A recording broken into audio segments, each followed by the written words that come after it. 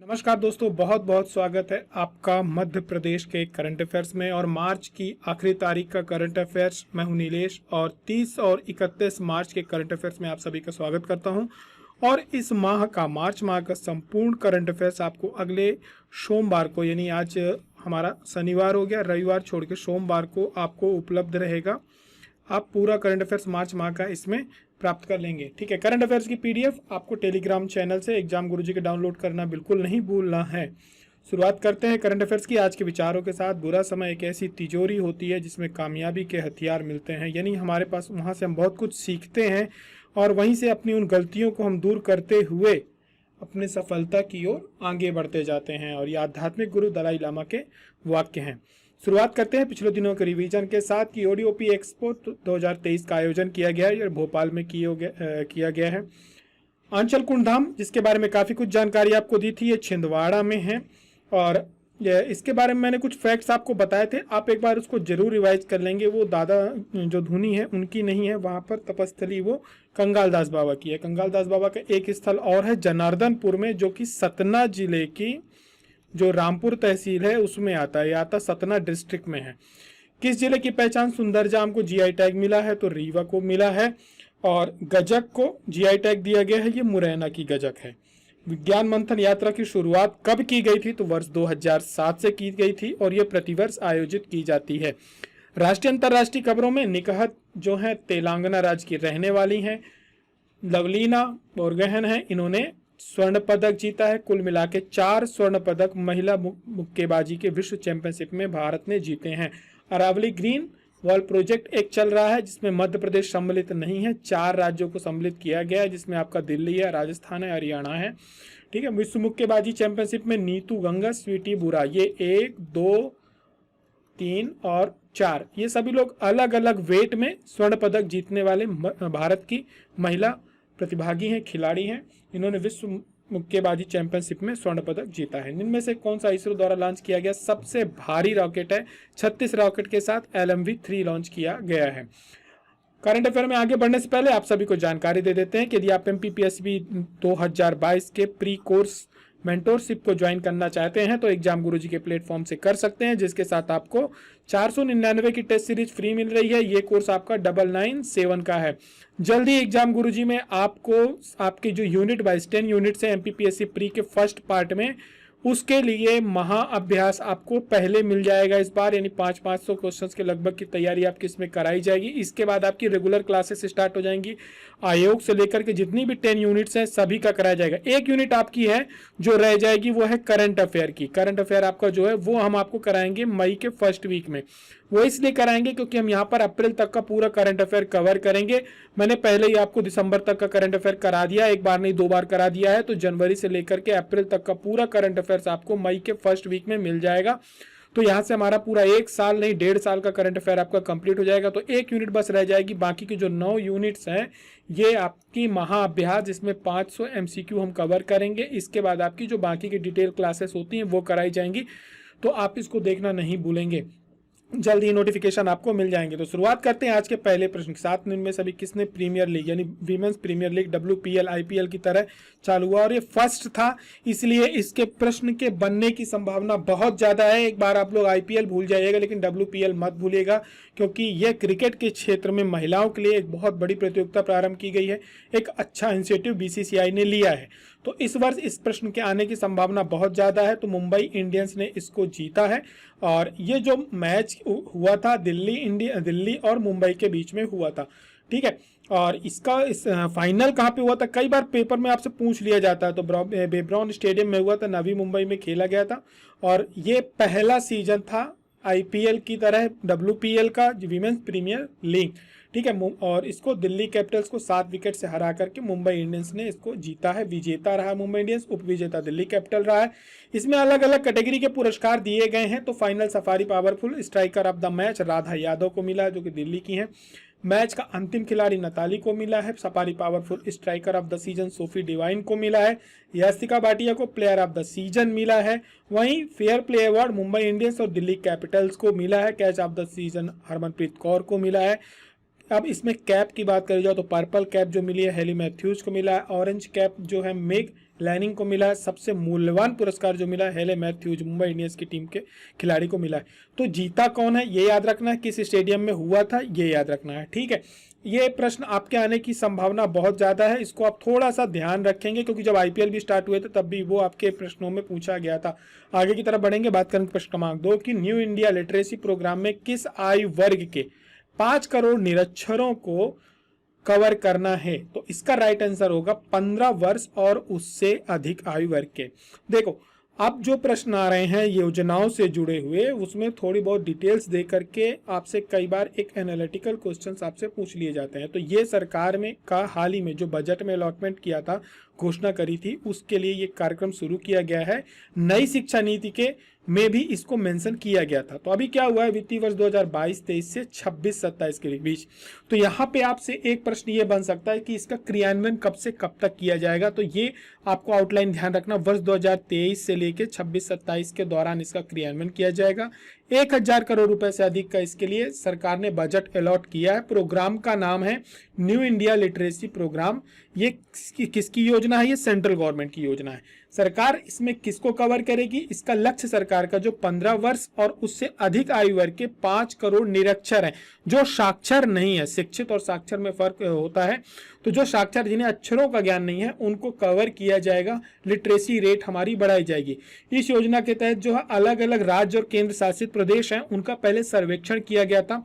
उसके बाद अब ये जो सर्वे करने के बाद अब जो सरकार को पूरी एक डेटा सरकार ने कलेक्ट कर लिया है, तो अब ये मोबाइल ऐप के माध्यम से डोर टू डोर सर्वे के माध्यम से इसमें जो किया गया है, अब उसको आगे बढ़ाया जाएगा। अब इसको इसके लिए एक ऐप विकसित किया गया है कि यदि कोई व्यक्ति शिक्षित नहीं है, उसका इस प्रकार से उसका जो ग्राफिकल यूजर इंटरफेस है वो इस प्रकार से है कि एक व्यक्ति यदि शिक्षित भी नहीं है, वो भी इस ऐप का क्या कर सकता है, लाभ उठा सकता है। बहुत ही सरल तरीके से वो सीख सकता है।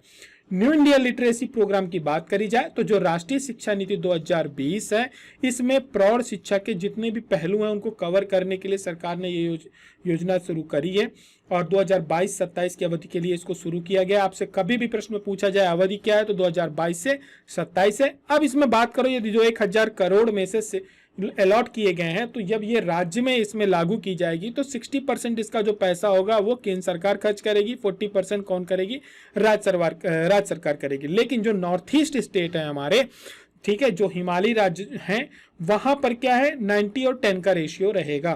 ठीक है, ये सभी राज्यों के केंद्र शासित प्रदेशों में 15 वर्ष और उससे अधिक आयु के जो गैर साक्षर हैं उनको कवर किया जाएगा। इसको आप थोड़ा ध्यान से पढ़ के रखेंगे, पेपर में यदि पूछा जाता है तो हमें किसी भी प्रकार की गलती नहीं करना है। इसका लक्ष्य क्या है, इसका लक्ष्य राष्ट्रीय सूचना विज्ञान केंद्र एनसीईआरटी और एनआईओएस के सहयोग से online teaching learning and assessment यानी OTLS, आपसे इसका फुल फॉर्म भी पूछ लिया जाए तो भी याद रखना है, online teaching learning and assessment system. ठीक है, ये इसका फुल फॉर्म है। इसका उद्देश्य ये है कि हम प्रतिवर्ष 1 करोड़ जो शिक्षार्थी होंगे, कुल 5 करोड़ का लक्ष्य है। 5 वर्षों में 2022 से शुरू हुआ, 27 में इसको खत्म करना है। तो 5 करोड़ लोगों को इसमें कवर करना है। आपसे पूछ लिया जाए घटक कितने हैं, तो याद रखना है 5 करोड़ 5 घटक। मूलभूत साक्षरता या अंक ज्ञान प्रदान करना, यानी उनको बेसिक लिटरेसी उनके अंदर होनी चाहिए, अक्षरों का ज्ञान होना चाहिए, अंकों का ज्ञान होना चाहिए, जीवन कौशल उनका अच्छा होना चाहिए, व्यावसायिक कौशल उनका अच्छा होना चाहिए। उनको व्यावसायिक कौशल मतलब उनको जो जितने भी एक ऐप आते हैं बहुत सारे, और सेविंग अकाउंट, ये सारी चीजें, कितना घाटा हुआ कितना लाभ हो, बेसिक चीजें उनको कि मुझे कितने वापस होने चाहिए, एक सामान्य जानकारी जो उसको होनी चाहिए कि कितना एक यदि छोटी सी भी वो दुकान खोलना चाहता है, कुछ करना चाहता है, तो उसके बारे में उसको बेसिक चीजों की जानकारी होनी चाहिए। बुनियादी शिक्षा उसमें देना है, पढ़ाई को लिए क्या करना है, मोटिवेट करना है, ताकि वो यहाँ से सीखने के बाद आगे भी अपनी पढ़ाई को क्या कर सके, बढ़ा सके। योजना का उद्देश्य मूलभूत यही है, साक्षरता और अंक ज्ञान प्रदान करना। अब ये डिजिटलाइज भी होगा और इसके लिए सरकार स्वास्थ्य से लेकर के बाल कौशल, वाणिज्यिक कौशल और परिवार कल्याण, इन सारी योजनाओं के माध्यम से इनको पूरी तरह से क्या करेगी, सरकार अवेयर करेगी। सरकार का बहुत बड़ा प्रोग्राम है साक्षरता अभियान का, जैसे प्रौढ़ शिक्षा अभियान एक चला था, ठीक उसी प्रकार का। आगे की तरफ अगला प्रश्न है, ये भी थोड़ा सा बड़ा है। हाल ही में भारत सरकार द्वारा कैप्टिव रोजगार पहल की शुरुआत किस मंत्रालय द्वारा की गई है? तो ये शुरुआत की गई है ग्रामीण विकास मंत्रालय के द्वारा। ये बहुत ही वेटिंग एक आप बोलो तो प्रोग्राम है, और मेरे हिसाब से यदि आप बात करो तो ये राज्य स्तर पर भी आज के समय में ऐसी ही योजनाओं की आवश्यकता है। क्यों? क्योंकि आप सभी को पता है कि हमारे यहाँ जो एजुकेशन है वो रोजगार परक नहीं है। हमारे यहाँ आज भी शिक्षा व्यवस्था इस प्रकार की है कि वहां से निकलने के बाद जो बेरोजगारी का एक होने का एक बहुत बड़ा कारण ये है कि मार्केट की जो डिमांड है उसको ध्यान में रख करके हमारे यहाँ का जो एजुकेशन सिस्टम है उस प्रकार से डेवलप नहीं किया जाता या उसको अपडेट नहीं किया जाता। चाहे वह किसी भी फील्ड में जाओ तो कहीं पर भी आप मेडिकल और को छोड़ दो, आप तो इंजीनियरिंग में भी यही हाल है कि यहाँ से आप पढ़ कर के निकलते हो, लेकिन जब आप इंडस्ट्री में एंटर करते हो तो वहाँ पे रिक्वायरमेंट होती है कि आपके पास एक्सपीरियंस कितना, यानी आपको व्यवहारिक ज्ञान क्या है। तो उन चीज़ों को ध्यान में रख करके हमारे यहाँ का एजुकेशन सिस्टम डेवलप नहीं किया जा रहा, उस पर कोई भी कार्य नहीं किया जा रहा। तो ये केंद्र सरकार का जो ग्रामीण विकास मंत्रालय है इसके द्वारा दीनदयाल उपाध्याय कौशल योजना एक जो चल रही उसमें ये प्रोग्राम चालू किया गया है कैप्टिव रोजगार पहल। इसमें क्या है, 19 कैप्टिव यानी जो कंपनीज हैं उनको सम्मिलित किया गया, नियोक्ता है, ठीक है। अब इनका उद्देश्य ये है कि ये जो 19 कैप्टिव इन्होंने सेलेक्ट किए हैं ये इस योजना के अंतर्गत 31,000 से अधिक ग्रामीण युवाओं को क्या करेंगे, प्रशिक्षित करेंगे। और जो कंपनियां ये हैं या इनकी सहायक कंपनियां हैं वो इनको क्या करेंगी, अपनी रिक्वायरमेंट के अकॉर्डिंग इनको क्या करेंगी, ट्रेनिंग प्रोवाइड करेंगी, एजुकेशन प्रोवाइड करेंगी। और फिर इसके बाद इनको क्या करना पड़ेगा, आपको समझौता इनके साथ आपको असाइन करना पड़ेगा। एक तरह से आप ये मान के चलो कि इनका प्री प्लेसमेंट हो जाएगा और फिर आपको उनको अपने यहाँ रोजगार देना पड़ेगा। तो ये पहल आज के डेट में सभी क्षेत्रों पे है। यदि आप बीए कर रहे हो, बीएससी कर रहे हो, कोई भी चीज कर रहे हो तो वहाँ पे उन स्कूल या कॉलेजों की, यूनिवर्सिटीज के एक उन ऑर्गेनाइजेशंस के साथ असाइनमेंट होना चाहिए कि हमें ऐसे स्टूडेंट्स की रिक्वायरमेंट है तो आप अपने कॉलेज में ये कोर्सेज चलाइए। स्कूल जो प्राइवेट स्कूल्स हैं, यदि आप कोई बीए, बीएड व डीएड करना चाहते हो तो उसके लिए भी यही व्यवस्था होनी चाहिए क्योंकि आप देखो जितने भी सरकार की गाइडलाइन ये है, यूजीसी भी गाइडलाइन ये है कि बिना पीएचडी के आप किसी को प्रोफेसर नहीं बना सकते, बिना बीएड के आप शिक्षक नहीं बना सकते। लेकिन जो प्राइवेट इंस्टीट्यूशंस हैं उनके हिसाब से आप देखो तो जो हमारे यहाँ से बीएड, डीएड या पीएचडी करके निकलते हैं उनकी योग्यता के अनुसार उनको रोजगार नहीं मिलता क्योंकि वो इस हिसाब से तैयार नहीं होते।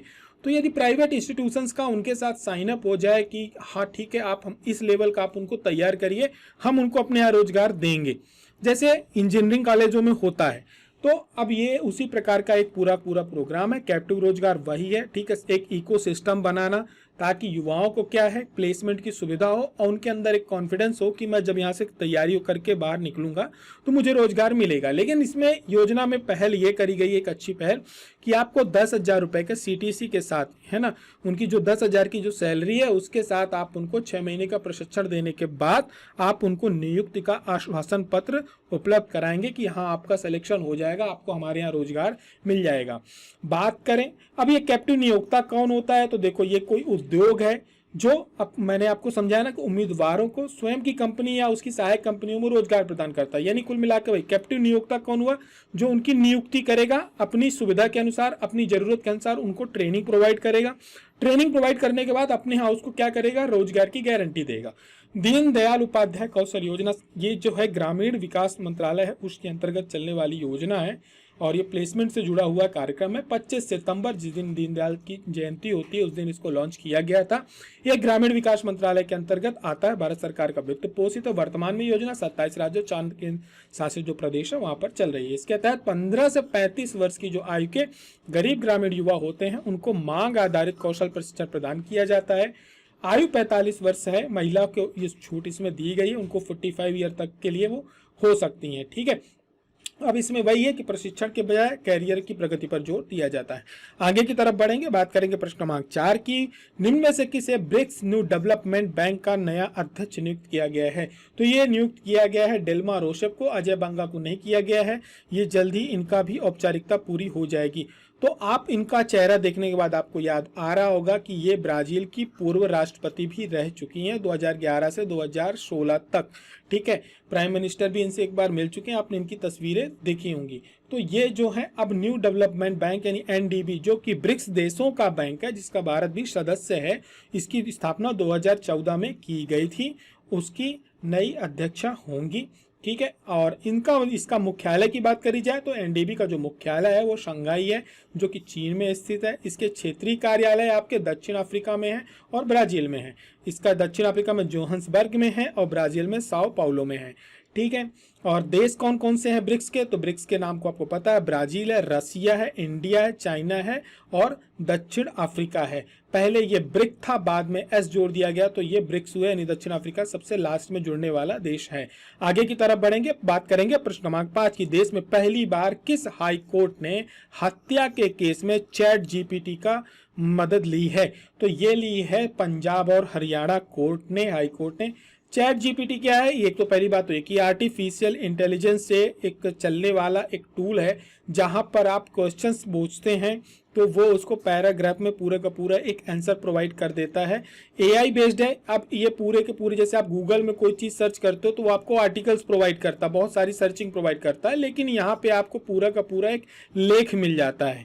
अब ये भी ऐसा नहीं है कि इनके ऑटोमेटिक देता, इसके पीछे भी इनके पास रिसोर्स होते हैं, जिनमें गूगल भी होता है, बहुत सारे लिंक हैं जिनके माध्यम से, जहाँ पे सर्चिंग, इसकी सर्चिंग इतनी तेज है और इसका इस प्रकार से आंसर प्रोवाइड करता है कि इस समय काफ़ी प्रचलित है। ये कोडिंग आप चाहो तो पूरी की पूरी एक कोडिंग भी यहाँ पे जनरेट कर सकते हो, और ये अभी ओपन पाथ में है, इसका कोई शुल्क नहीं लगता, ये सभी के लिए फ्री है। तो अभी क्या हुआ हाल ही में, पंजाब और हरियाणा हाई कोर्ट है इनका चंडीगढ़ में, इन्होंने क्या किया, यहाँ पर एक व्यक्ति की जो कि जस्टिस अनूप चितकारा है, इन्होंने हत्या के मामले में एक विश्वव्यापी दृष्टिकोण आकलन करने के लिए चैट जीपीटी का उपयोग किया था। उन्होंने सवाल पूछा उससे कि जब हमलावरों ने क्रूरता से हमला किया तो जमानत पर न्याय शास्त्र क्या कहता है। तो चैट जीपीटी ने क्या किया, उसका पूरा एक उनको गाइड प्रोवाइड कर दी, एक तरह से आपको पूरा आंसर दिया। उसको अध्ययन करने के बाद उन्होंने अपने दृष्टिकोण से उसको सजा प्रोवाइड करी है। जो इसने कहा उसके आधार पर सजा नहीं दी है, इस चीज को लेके कंफ्यूजन नहीं रखना आप, केवल इसका एक तरह से आपको उन्होंने जानकारी लेने के लिए इसका प्रयोग किया। अपने आप में एक अच्छी बात है कि हमारे हाई कोर्ट्स में भी इसका उपयोग किया जा रहा है। ठीक है, जैसे विकिपीडिया में सारी जानकारी मिल जाती है, लेकिन सारी जानकारियां सही हों इसकी कोई गारंटी नहीं होती, तो उसका आप क्या कर सकते हो, सहारा ले सकते हो, एक सहयोग ले सकते हो, लेकिन अपने बुद्धि विवेक का इस्तेमाल करने के बाद ही उस पर आप आगे बढ़ते हो। तो ठीक इसी प्रकार से यहाँ पर भी टेक्नोलॉजी का यूज किया गया है। चैट जीपीटी ओपन एआई है, ओपन एआई आर्टिफिशियल इंटेलिजेंस है, सभी के लिए यूज के लिए ओपन है। इसको लॉन्च किया गया था 30 नवंबर 2022 को लॉन्च किया गया है। ये आपका जो साइंस और टेक का यूनिट है आपकी, खासतौर से कंप्यूटर वाली, वहाँ के लिए एक बहुत महत्वपूर्ण प्रश्न है। आप इसको चैट जीपीटी को याद रखेंगे, ये आर्टिफिशियल ओपन एआई है, 30 नवंबर 2022 को लॉन्च किया गया है। आगे की तरफ आपको बता दें कि यदि आप प्रीलिम्स की तैयारी पे लग गए हैं तो आप एमपीपीएससी प्रीलिम्स का वीडियो कोर्स परचेज कर सकते हैं। वीडियो इसके चालू हो गए हैं, कुछ लोगों को दिक्कत जा रही थी वो सुधार दी गई है, और इसमें चल रहे ऑफर, इसके साथ आपको नोट्स फ्री मिलते हैं, 3 ईयर का सब्सक्रिप्शन मिलता है। ज़्यादा जानकारी आपको नीचे दिए गए नंबर पे मिल जाएगी, साथ में प्ले स्टोर से आप इसके ऐप को डाउनलोड करके वहां से परचेज कर सकते हैं। आगे की तरफ बढ़ेंगे और बात करेंगे मध्य प्रदेश के करंट अफेयर्स की। जनजाति योद्धा पुस्तक किसके द्वारा लिखी गई है, तो ये लिखी गई श्रीमती रंजना चितले, इनके द्वारा लिखी गई पुस्तक है। यहाँ पर क्या है, इस पुस्तक की विशेषता ये है कि 75 जनजाति नायकों का यहाँ पर विवरण प्रस्तुत किया गया है। श्रीमती रंजना चितले का नाम याद रखेंगे। 75 वर्ष भारत के हो गए हैं आज़ादी के, तो 75 जननायक जो कि हमारे जनजाति समाज से जुड़े हुए हैं उनके बारे में पूरी केंद्रित पुस्तक है। प्रभात प्रकाशन ने इसको क्या किया है, पब्लिश किया है। आगे की तरफ बढ़ेंगे। हाल ही में राज्य के किस ऐप को 20वां CSI ई गवर्नेंस अवार्ड 2022 प्रदान किया गया है, तो ये प्रदान किया गया है किसके, मध्य प्रदेश के MP फॉर्म गेट ऐप को। देखो यार, ये ऐप की खासियत ये है, इसको 20 CSI ई गवर्नेंस अवार्ड दिया गया 2022 का। यहाँ पर किसान अपने आप को रजिस्टर करते हैं, साथ में व्यापारी वर्ग भी रजिस्टर होते हैं। किसान अपना अनाज यहाँ पर बेच सकता है, उसको गारंटी प्रदान की जाती है। और इस प्रकार का ऐप जो डेवलप करने वाला मध्य प्रदेश एक लौता राज्य है। और मध्य प्रदेश की जितनी भी कृषि उपज मंडियां हैं, 259 कृषि उपज मंडियां, सभी की सभी इसमें रजिस्टर्ड हैं और इसका यूज भी किया जा रहा है। और फार्म गेट ऐप के बारे में मैंने आपको बता दिया कि किसान इसमें डायरेक्ट अपना क्या कर सकते हैं, अनाज वितरण बेच सकते हैं। इसकी शुरुआत कब हुई थी, तो 2021 में हुई थी। और जो 8 की 8 मंडियां 1 अगस्त 2022 में सतना मंडी आलास में इसमें जुड़ी थी।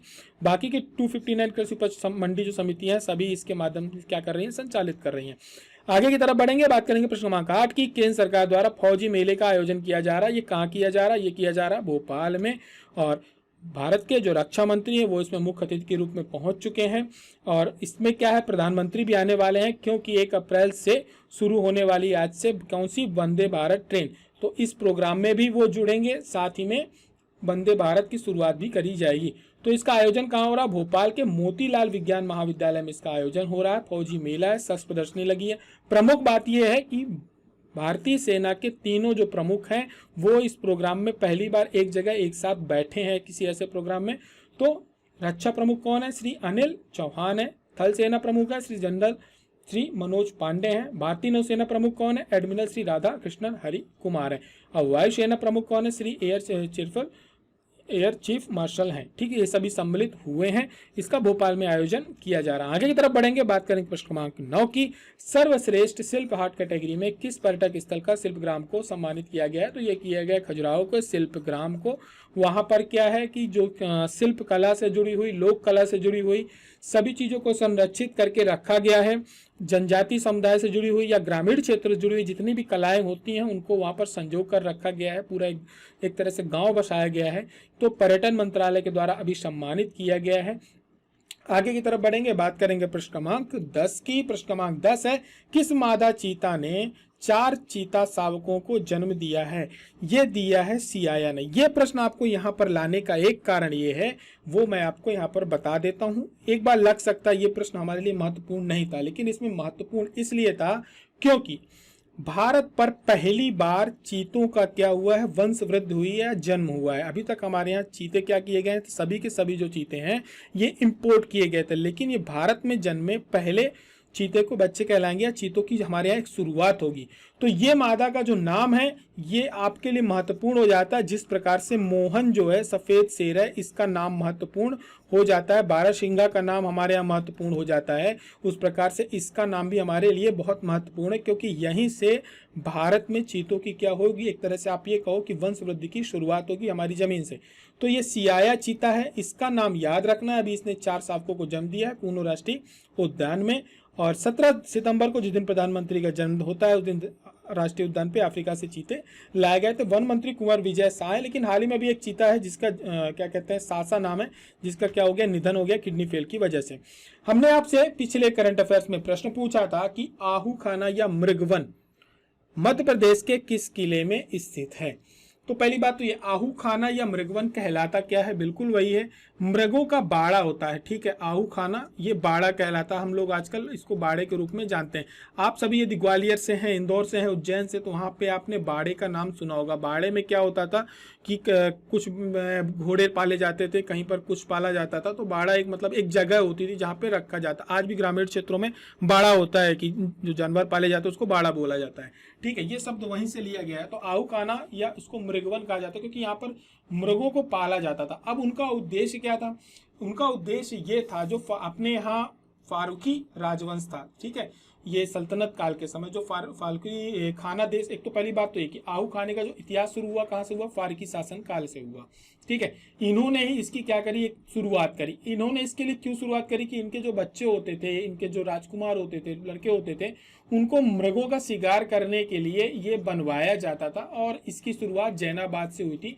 जैनाबाद उस समय पे क्या हुआ था कि इसकी राजधानी थी। तो यहाँ पे जो खाना देश है, खाना देश हमारा बुरहानपुर का जो पूरा क्षेत्र है, ये खान देश के नाम से जाना जाता था। और आप सभी को पता होगा कि खान देश की जो फारूकी वंश है, इसकी स्थापना किसके द्वारा की गई थी, मलिक अहमद फारूकी के द्वारा की गई थी। मलिक अहमद फारूकी के द्वारा इसकी नींव रखी गई थी, 1382 के आसपास रखी गई थी। इन्होंने ही इसकी नींव रखी और इन्होंने शुरुआत करी और यहीं से इसकी शुरुआत हुई। ठीक है, इसका ये कौन थे, ये जो मलिक अहमद फारूकी हैं, ये उस समय पे जो फिरोज शाह तुगलक था उसके सिपह सलाहकार थे। और यहाँ से क्या होता है कि पूरे के पूरे एक फारूकी वंश की शुरुआत होती है। और फारूकी वंश ने क्या हुआ कि इन्होंने बुरहानपुर का जो जैनाबाद जगह है वहां पर आहू खाने का शुरुआत करी। और उस समय पे जो बादशाह या सुल्तान होते थे उनके लिए एक तरह का ये पूरा क्या होता था, शिकारगाह होता था। शिकार करने के लिए उन्होंने इसकी क्या की थी, शुरुआत की थी। इसके बाद क्या हुआ कि जब मलिक अहमद फारूकी हैं, इनके बाद जो नासिर खान आए, दूसरे शासक आए नासिर खान, इन्होंने क्या किया कि सबसे पहले एक तो असीरगढ़ का किला जीता। ठीक, असीरगढ़ के किले को जीतने के बाद इन्होंने पूरा असीरगढ़ क्षेत्र जब जीता तो इन्होंने वहां पर क्या किया, बुरहानपुर को असीर इसकी खानदेश की इन्होंने राजधानी बना दी। इसके बाद जितने भी शासक हुए, आपके जो अंतिम शासक थे बहादुर शाह थे, बहादुर शाह तक जो बुरहानपुर था वो राजधानी रहा। और बहादुर शाह के समय पर ही 1601 ईस्वी के आसपास अकबर ने खानदेश को क्या किया, अपने मुगल शासन पे मिला लिया। लेकिन अकबर के बाद जब जहां फिर इनका फिर मुगलों का शासन आ गया, जब मुगलों का शासन आया तो जहांगीर ने क्या किया कि इस आहू खाने पे एक महल का निर्माण कराया, जहां पर इन्होंने उस एक गुलाब बाग, उस समय कहा जाता है कि पूरे भारतवर्ष का ये दूसरा सबसे सुंदर गुलाब बाग था। यानी जहां पर जैसे अभी राष्ट्रपति भवन में गुलाब बाग है एक आपको, ठीक है, तो ये उस समय पे सबसे सुंदर गुलाब बाग कहा जाता था कि गुलाबों की मतलब एक तरह से पूरी इतनी सुंदर खेती कहीं पर नहीं होती थी। लेकिन पहले नंबर पे जो गुलाब बाग चलता था वो कश्मीर का चलता था। कश्मीर पर गुलाब उस समय था गुलाब बाग, तो वो रखा गया था। इसको निशात बाग के नाम से जाना जाता था, कश्मीर वाले को निशात बाग नाम था। हाँ, निशात बाग ही नाम था, निशात बाग के नाम से जाना जाता था। और ये जो आपसे प्रश्न पूछा गया था कि आहू खाना या मृगवन कहाँ स्थित है, तो ये हमें ध्यान रखना है कि ये बुरहानपुर किले में आता है। और वहीं पर जो मुगल बादशाह की बेगम थी मुमताज महल, वहीं का उनका निधन हुआ था। फिर वहाँ पर उनका शव भी रखा गया था, बाद में फिर ताजमहल ले जाया गया। ये सारी चीज़ें हुई और यहीं से हमारे प्रश्न बहुत सारे बन जाते हैं फारूकी वंश के। आपको थोड़ी सी डिटेल्स थी, ये हमने आपको शेयर कर दी, लेकिन आप सभी ने उसके बारे में डिटेल्स दी थी, कमेंट करके बताया था। आंसर कम आ रहे हैं, 3 से 4 लाइनें लिख लिया करो आपके बहुत सारे फैक्ट हो जाते हैं। ज़्यादा दिक्कत होगी तो पटवारी का पेपर आप लोग हो जाने दो। पटवारी के पेपर के बाद ऑफिशियल जैसे ही क्वेश्चंस व्यापम की वेबसाइट्स पे डाले जाएंगे। आप सभी को मैं कहूँगा कि पिछले करंट अफेयर्स में जितने प्रश्न पूछे हैं आप लोग एक बार उन पर नज़र मार लेना। ये बोल रहा हूँ, बहुत सारे प्रश्न वहाँ से डायरेक्ट आ रहे हैं जो हम आपसे यहाँ पर पूछते हैं, या तो उन फैक्ट से जुड़े हुए प्रश्न आ रहे हैं। तो आपकी तैयारी होनी है। आप सभी लोग जो भी प्रश्न पूछे जाते हैं बढ़ चढ़ के हिस्सा लिया करिए। उसमें 3 से 4 फैक्ट्स जरूर आपको मेंशन करने हैं कि इससे जुड़ी हुई चीज़ें ये हैं, ये इस वजह से ये और फेमस है। जिनके आंसर अच्छे होंगे एग्जाम गुरु जी उनको हार्ट हमेशा देता है और देगा, ठीक है, उनको अपने दिल में रखेगा। लेकिन जो ABCD में आंसर देंगे उनको लाइक करेगा। लेकिन मेरा आप सभी से रिक्वेस्ट रहेगा कि जिनके आंसर्स को एग्जाम गुरु जी हार्ट देता है उनके आंसर जरूर पढ़ा करिए, क्योंकि केवल वो प्रश्न नहीं, उससे जुड़े हुए बहुत सारे फैक्ट्स आपके मजबूत हो जाते हैं। तो बात करेंगे कि निम्नलिखित में से कौन सी इमारत संगमरमर से बनी है या बना है। जहाजमहल, हिंडोला महल, हुसैन शाह का मकबरा, बेतवा रानी रूपमती का महल।